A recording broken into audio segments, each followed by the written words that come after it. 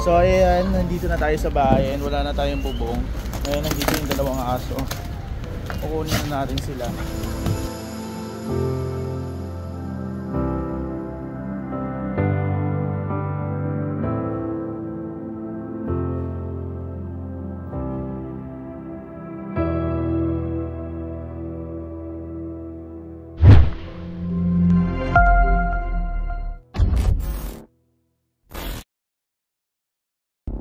So yo, what's up guys? Ayan, muli tayo nagbabalik sa panibagong video. And ayan, kakagising ko lang at sabay naman akong ligo. Kasi kahapon galing akong event sa GMA Cavite. And nag-racket ako doon dahil nga, Miss GMA. So, umatin ako doon sa client ko para mag-video. And ayun, anong oras na ako nakauwi? Siguro mga alas 3. Ay, alas 4 ako nakauwi, alas 4. So, ayun, pagod. Alas 4 ako ng umaga nakauwi. Tapos kakagising ko lang kanina, siguro mga 2 na kasi nagising ako ng 8 maaga, nagising ako ng 11 tapos sumunod 2. So ngayon magti-3 na and ngayon papunta na ako ng Kaingin para kunin yung aso dahil ayos na yung kulungan nila and nandito na rin. So ipapakita ko sa inyo kung ano ba itsura ng kulungan yon. Ikukulong ko kasi doon yung maliit, yung aggressive niya, so kailangan niya ikulong kasi aggressive siya. And then yung nanay nandun sa bahay ko sa loob, so mabait naman yun. Mabait rin naman tong anak niya, kaso nga lang hindi siya marunong dumumi sa sa may labas. So sa loob talaga siya dudumi dahil hindi to na walking guys. Siguro na walking to bilang lang sa kamay dahil nga sobrang busy ko and ngayon siguro matututukan ko na siya dahil andito naman ako palagi sa bahay. So ngayon guys, ito yung kulungan pala nung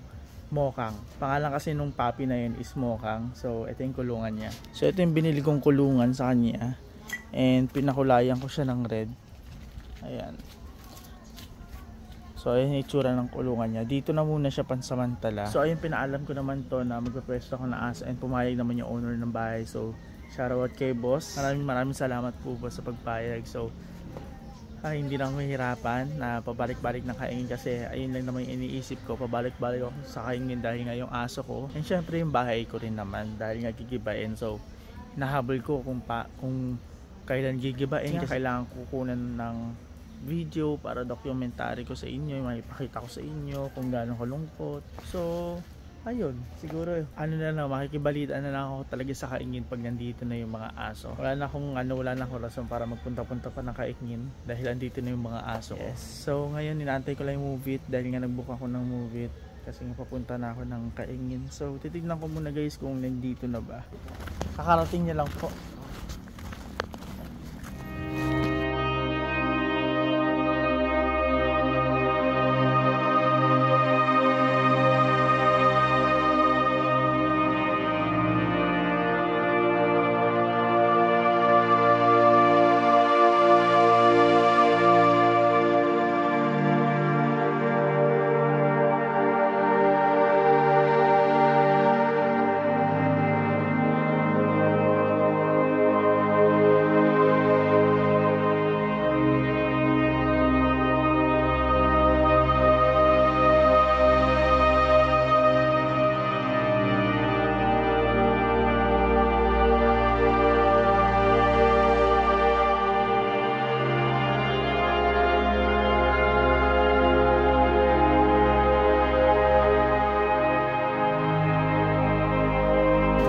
So ayan, nandito na tayo sa bahay and wala na tayong bubong.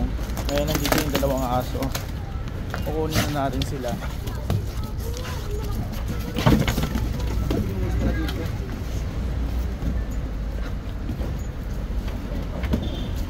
Nakabuhol na yung tali. So ayan, natanggal ko na si tali si Mokang. Tapos yung nanay andun pa. Ilipat ko lang doon sa labas para paliguan kasi kailangan nila maligo bago pumunta dun sa bahay. So salamat ako dito dahil may nagpunta dito para pakainin yung aso. Ay muna kayo. Vlog ako eh. So ayan, sila daw yung nagpakain. Dapat kukunin na nila yung aso kasi akala nila wala nang may-ari. So buti na lang binalikan ko ngayon bago nila kunin. Pero hindi ko kasi ito papakuha ya. Iniwan ko lang dyan para i-stay muna dito kasi wala pa yung kulungan. Ito yung pinakain niya, yung maliit. Matapang kasi ito eh. Hawakan niya. Hawakan mo ito. Ha? Ayun yung parang ayaw paawak eh.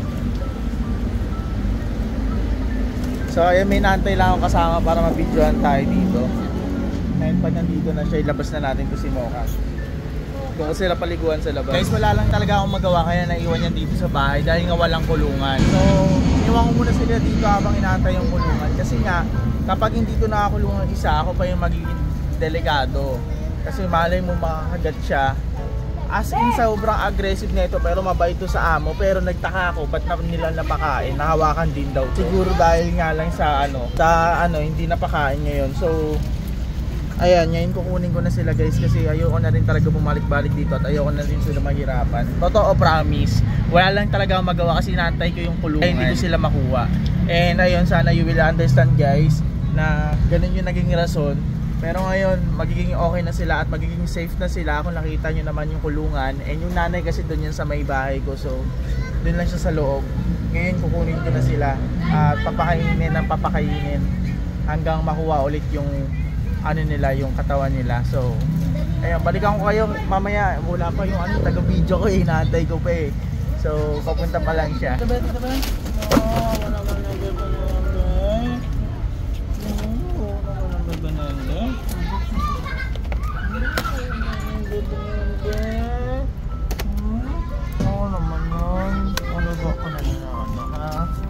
alaga ka na ha. Kung na tayo bahay ha.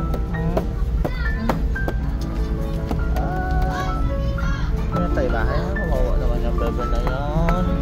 Kawawa naman yan. So ayan, pupunta muna ako ulit ng bahay. Kukunin ko yung tali ng aso. Tapos bibili ako ng sabon. Kasi papaliguan ko sila. Naiwan ko yung tali ng aso. Kaya pala nag-iisip ako kung ano yung naiwan ko. So uwi muna ako. Nag-chat ako sa kaibigan ko. Saglitin lang namin. Basag man. So ayun guys, meron na tayong mag-video and salamat sa iya. Yeah. So ayun guys, ngayon papaliguan ko muna sila dahil nakabili na ako ng sabon nila. And then after na ito paliguan, ilipat na natin dun sa bahay tapos pakainin na natin. Mabilis lang, mabilisan lang para mabilisin tayo makauwi kasi sobrang init. Hoy, sabi niyan! Sabi niyan bangka ko nan!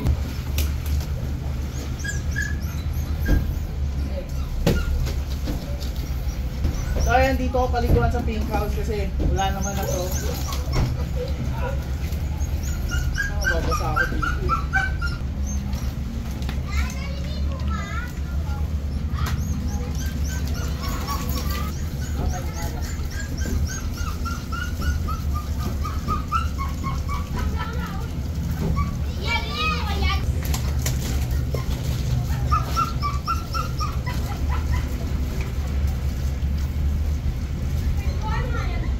Bunag na tayo dito kami talaga. Diver. Dito talaga ako. Akit talaga ako dyan. Sabat mo lang ako. Bakal ba dyan? So ayan, si Chris ka pala to guys dahil yung yung anak niya doon pinapatayo ko pa. Wala namang blower eh, so lagi tayo pa sa pagtuna, so nandun lang siya patuyuin. And sunod natin naman si Chris sa paliguan. Ito mabait to sobra. Ayun kasi aggressive yun talaga. Ito marunong ito makinig. Nag-kindergarten to eh. Oo, nag-school to. Diba? Natatawa kayo? Oo nga, nag-school to gagi. Marunong ito sumunod. Ginawa. Pagpag. Yung pa lang yun ha. Paano pa kayo? Inaano ko kayo.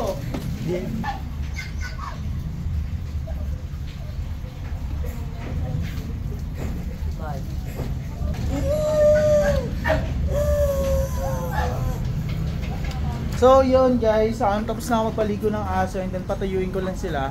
After ko patuyuin, isakay ko na sa tricycle para madala na dun sa bahay.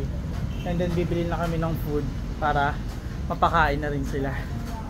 Ningal akong init. So babalitaan ko kayo mamaya, and sa mga nag-worry dyan, safe na po yung aso ko and huwag na kayo mag-worry kasi nasa nasa bahay na.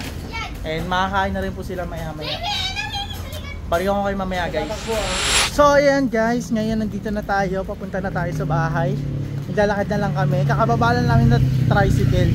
Nag-tricycle kami kasi nga ano ba to? Hindi ko kaya ito walking ng pagkalayo-layo simula kayo ngitas hanggang dito sa bahay. So nag-tricycle lang kami and then So ayun yung sinakyan namin tricycle, yung pangkaingin lang. So bawal kasi dito yun pumasok. So nilakad na lang namin, bumaba kami ng kanto. So ayun, dala-dala ko na yung dalawa. Si Mocha and then si Briska. Si Mokang.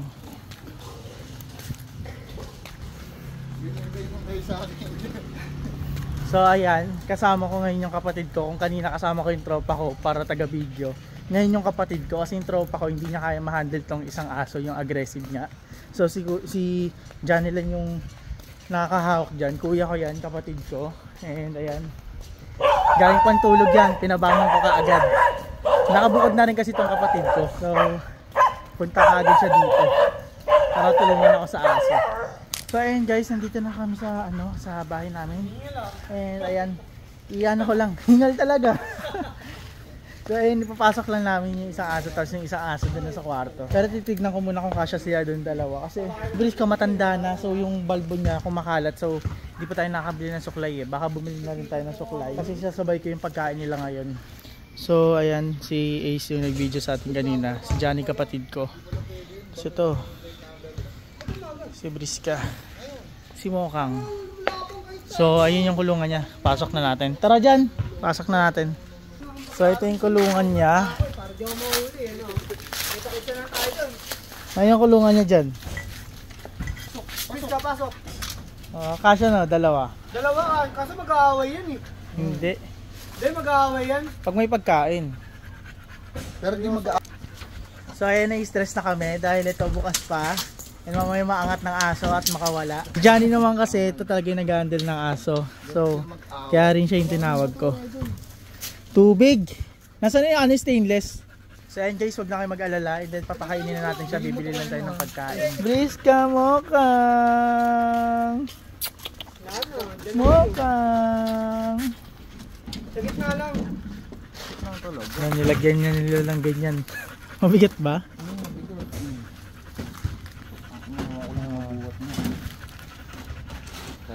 Tubig. Ito mo bando. Ay, hindi nakasagad eh. Hindi nga nakasagad dyan. Yun, oh. Gumalo ka, boss. Trabaho. Mukha mo, kanina pa ako. Mokang, Briska. Yung mga Jeko. Si Mokang maayos sa isweng katawan eh. Si Briska mapayat. Yung mga tools, kunin mo yun, kakagating yan. Ilain mo yun, lagyan mo yun sa para pang dyan. Pingal na hingal kasi di sanay ito maglakad. Ito kasi guys, hindi talaga ito naglalakad kaya aggressive. Ito, yung yung nanay, ayun, naalagaan talaga namin yan.